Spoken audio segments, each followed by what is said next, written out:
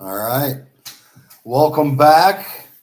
I'm Brian Bauner with Never Alone Recovery, and we have sober Barbie, Krista, on here. Excited to be back. We've had a couple week layover where we weren't feeling the best, but we're back feeling better, and let's get into it. So today we're going to talk about progress, not perfection. And I think that's important because my many attempts at recovery, I truly didn't grasp what that saying really meant. I almost hid behind it, like, I'm doing the best I can, even though I was still acting out in addictive behaviors. And, this go around, I finally understood it because so many of us that struggle with addiction, we go into treatment or to jail a umpteenth number of times, and we don't get it because one, I think once we get the drugs out of our system, we spend 28, 60, whatever it is, days in treatment. We get out and we feel like we've got to fix everything that we broke on that 29th day or that 61st day. It's like, I got to get a job. I got to catch up on the bills. I got to get my kids back. I got to do all this stuff. And that's not realistic. One of the readings talks about we didn't become addicted in one day. So remember, easy does it. And it's the same thing with our lives once we get clean, once we get sober. We're not going to fix it overnight. But that attempt to do so, that leaves us feeling overwhelmed, depressed, anxious, and it's not going as fast as we think it should go. So then we get an attitude of the fuck it's, right? And it's like, why even try? Because trying is hard. Fixing all these things are hard. And even though it's a better hard, we're not used to it. We're used to the comfortable misery, if you call it. You want to call it, And so I think progress, not perfection, is a very fitting topic today. Because, we start small. We set a list of goals and we break those goals down into simplest form, right? Where we make it even smaller goals to attain that bigger goal. And that makes life so much easier. And we can look at the progress we've made. We can realize, look, I'm not perfect. Life's not perfect, but I'm moving in the right direction. And then we can look, we do the next right thing enough days in a row. Before we know it, we can look back. We've got a past we're proud of. It's like math. Break it down into simplest terms. And life's better. Life's still hard, but it's an easier hard than active addiction was. Yeah. It makes me think of the human nature wants that instant gratification. And when we are in that crazy life, we are getting that instant fix, that instant gratification. And then when we are put wherever we are in treatment, in jail, or wherever we are to sit and pause, and then that feeling of, I need to fix this right now. But think about it, we weren't that helpful before. So take a step back and like you said, keep it simple. Well, they say keep it simple, stupid, Right. It actually is really simple when you do take the perfection out of it.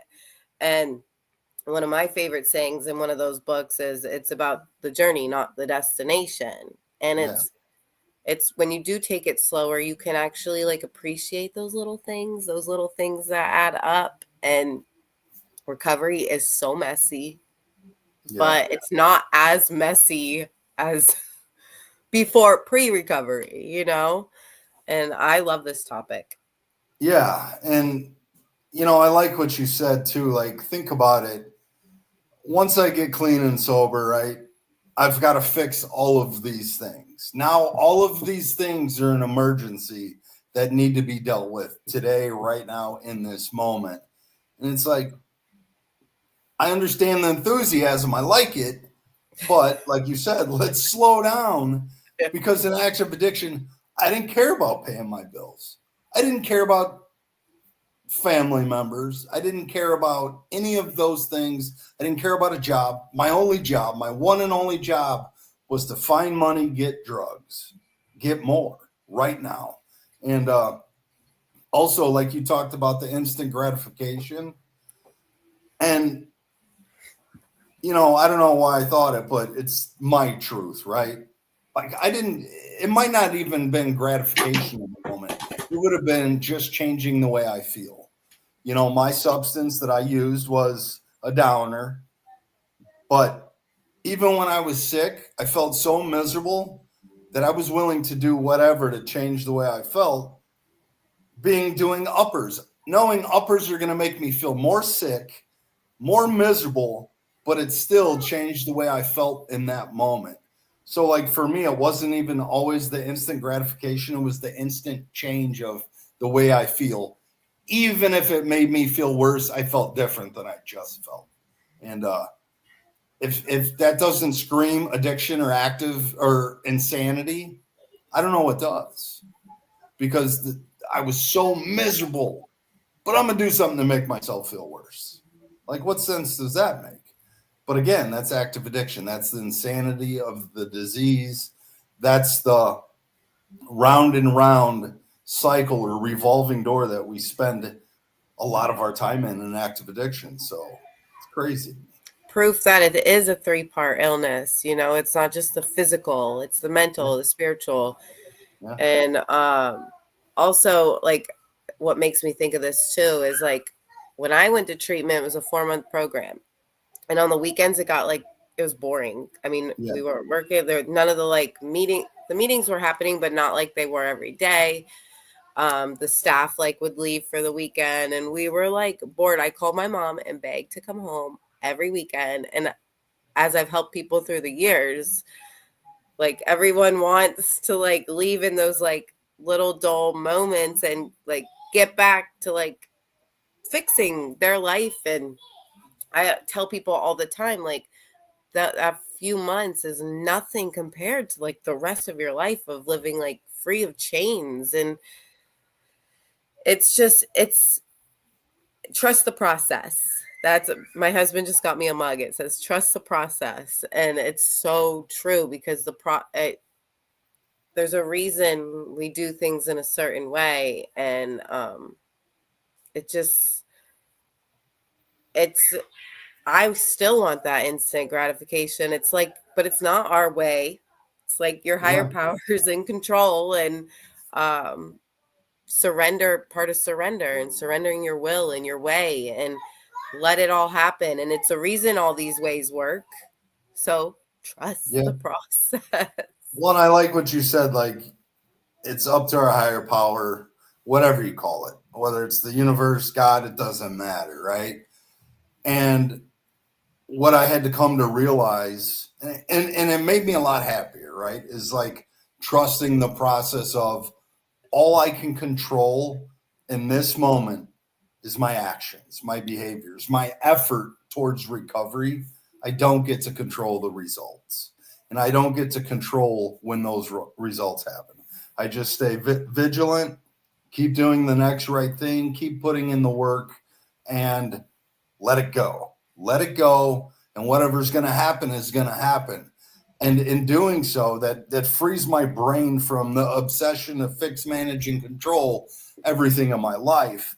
Makes me a lot happier because I know I am doing the best I can. Doesn't matter, and I think of sports, right? My dad was always my coach, and he'd be like, yeah, go out there, leave it all on the field, right?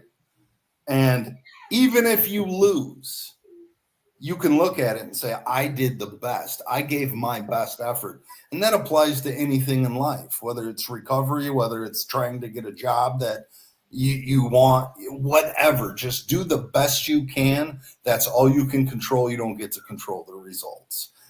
Much happier, much freer in my mind. And I get to smile today because control is an illusion. If I think I can control some things, people, outcomes, their reactions, whether they like me or not, whether they talk about me or not, whether they take what I share in a meeting when I'm being vulnerable. If I think I can control what they say after that meeting or who they tell, I'm nuts. I'm crazy. I'm angry. I'm insecure. And so I like when you said that, because this conversation here helps me. I learn more every time we talk. Same. I like that you said control is an illusion, because I'm redoing my steps a whole different way than I did through AA. And step one is control is illusion, and then humility is a choice. Yeah. And I just, and doing all this by trusting the process and not focusing on perfection, you can enjoy the moment. Yeah. Like, I'm telling my 15-year-old niece, because she's trying to rush to grow up. Like, she's in high school and she wants to do all, like, she's about to get her license and all that. And I'm like, enjoy the moment, slow down. And like, this is more proof that recovery is for everybody. And Yeah. like, I see like the normal people who don't struggle with addiction, like struggling in perfection. Like, and then it makes me think like how we can, us in recovery, we as we go through the years and our programs or whatever, and um we're just, we don't take anything really for granted anymore, because we've lost it all a couple times. Yeah. And it's just, it's a, I look back and I don't regret any of it. I know it was some really hard times for myself and for others, especially in what I've done and some harm I've caused, but like, I have like the clearest mind, and I'm able to like pinpoint like emotions and like see gratitude and feel gratitude. And if no one knows, gratitude multiplies a lot. It Yes. multiplies the universe. It multiplies so much. And But just, we've got to do the work to yes. keep it. You know what I mean? I shared this on a podcast I was on a couple months ago. People, and maybe I've done it on this one before, but I'm going to do it again because I love it that I had this realization. Everybody talks about the pink cloud of recovery, right? When you first get clean, life's good. And everybody talks about it. It's going to leave. It's going to leave. It's going to leave. The pink cloud merely is gratitude, because when I first get clean and Like first get that. out of jail or first get out of whatever, it's like, thank God I'm not homeless. Thank God I'm not committing crime. Thank God I'm not dope sick, whatever it is, right? And we can hang on to that. We can hang on to that by the things we do. Gratitude is an action, right? You Yeah. know, we've got to earn it. And it's not this magical force like momentum that just keeps going on its own. I've got to do the necessary things. I've got to write the gratitude list. In every situation in my life, no matter how negative it is, there's something positive that I can learn from it. Whether it's got to do with recovery or not, I can apply it to my recovery. And that's what I do. I take most life lessons because it converts to recovery lessons as well. And then I also wanted to kind of backtrack how you said your niece just wants to grow up, right? Fast, because I felt that way. And then some circumstances in my life happened where I kind of was forced to do that. And, you know, I recall conversations that people in my life would tell me, because I wanted my own place and I wanted a job and I wanted a career and I wanted to pay bills because I was so independent in my mind, right? And, you know, people would tell me, like, slow down, enjoy these days, like high school, especially. I hated high school. And they're like, these are the best days of your life. Same. Enjoy them.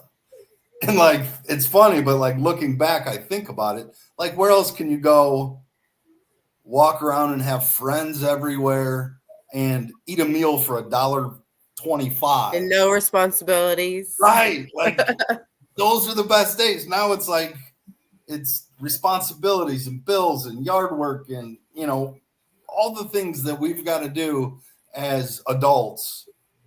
And fuck, you Yeah. know, if, and then also, like you said, you don't have any regrets. And I don't call them regrets. I wish I had done things a little different, of course. I would have made some better choices in my life. I would have done a lot of things different. But I don't have the regrets either.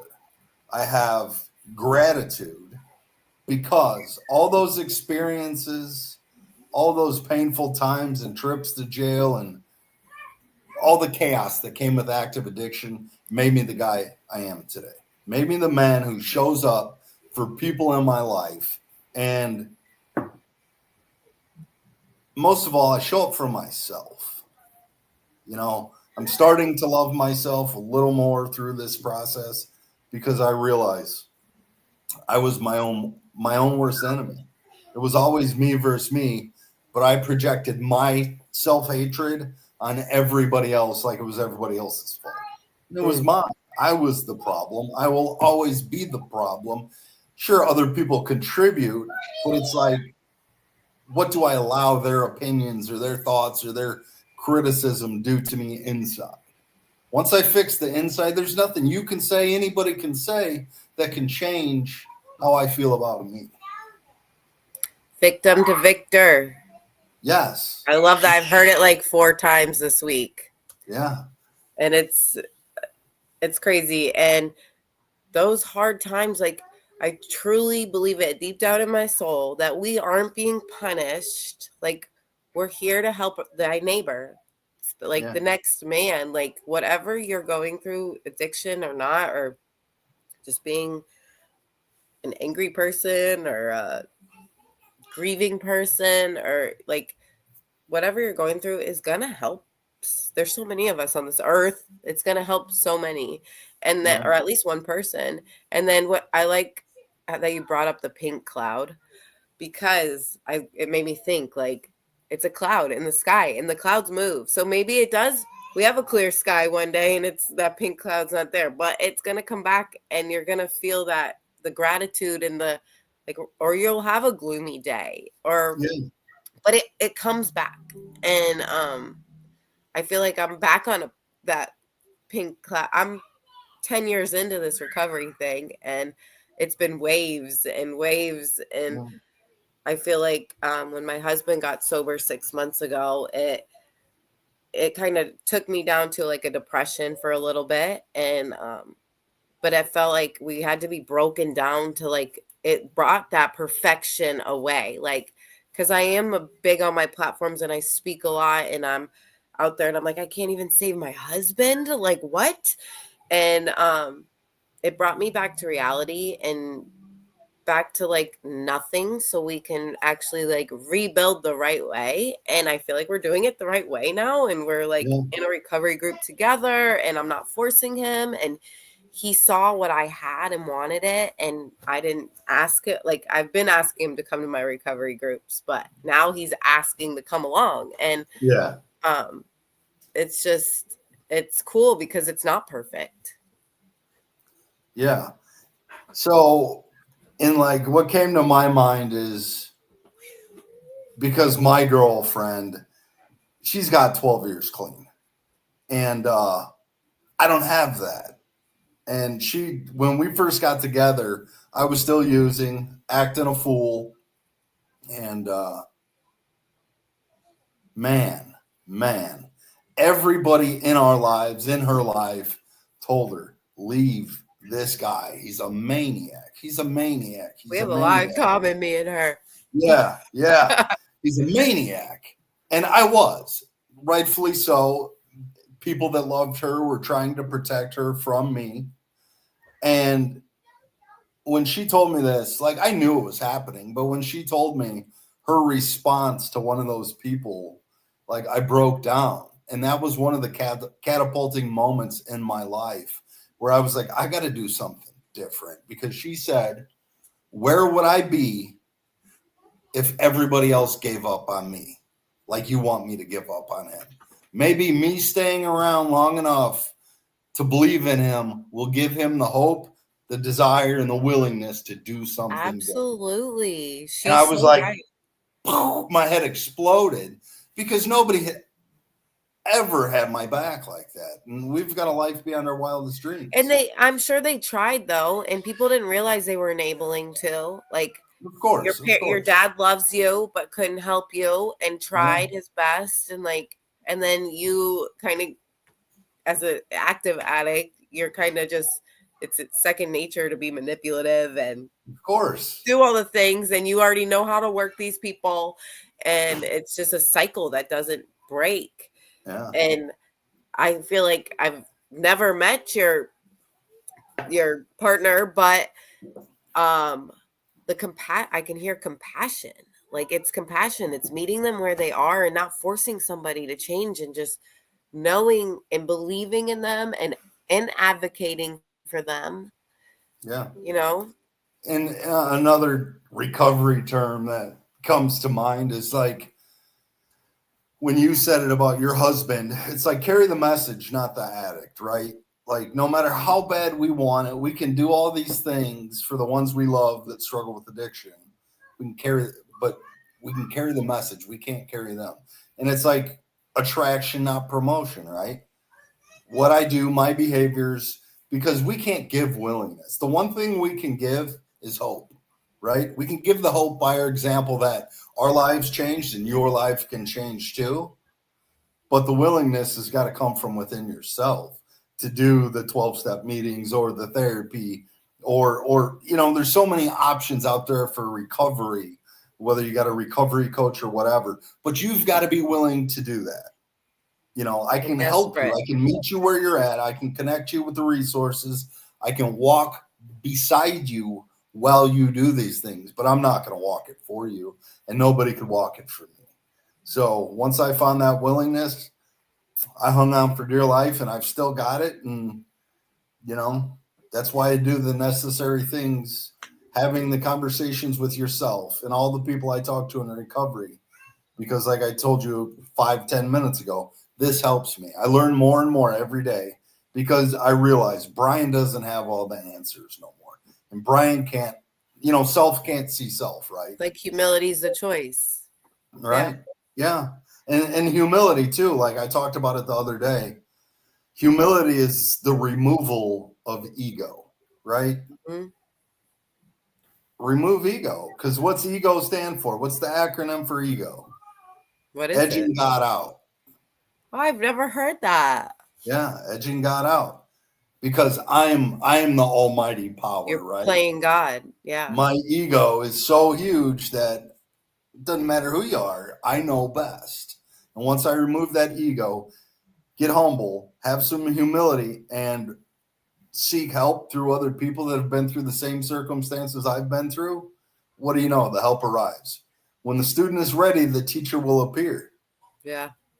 I think a big reason too I like recover out loud is because I never really realized that I was doing this, but like, you can't change somebody, and there's so many people in my life suffering in silence, or you don't even know if they're suffering. You don't know what someone's going through when the doors are shut and everyone's going to, like, what's running through their mind at night. They're probably scrolling, on social media. So I like directly post, like, it may be for someone, but you don't know who might get it that day, or it just planting the seed and just being there ready for someone when they are, and that's literally all you can do. Yeah, and it's like recovering out loud, right? So this lady that I know that was in my life in some form or fashion through some other people, called someone else in my life and was like, hey, why does Brian always do these live streams? Why does Brian always make these videos? Why does he make these memes and quotes and blah, blah, blah, talking about addiction and recovery and all this stuff? And it's like, you badmouthed me back in the day when I was in active addiction, when I was acting a fucking fool. And now you're going to badmouth me that I'm clean, happy, doing the right things, trying to help other people. How dare you? And like you said, you never know who's going to see it. That might give somebody the hope or the courage or the willingness to seek help. Like, hey, this guy's been through it. He's done it. maybe I can do it too. That's why recovering out loud is important. That's And why it's huge. I'm really grateful that a lot of this is anonymous. Like, because like if I told people who's in my inbox, like asking for help, they would be like it would just it'd be so toxic.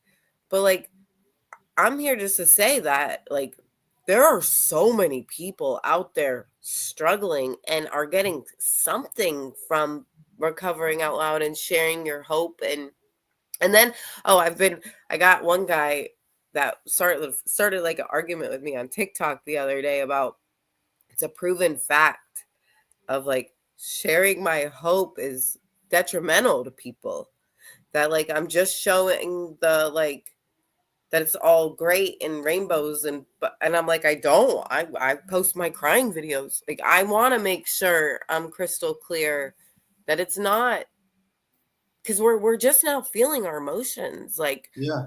we're just like, I lost a life partner almost 8 years ago, and I just made the realization that I never grieved because I didn't feel safe enough. I thought I was going to relapse.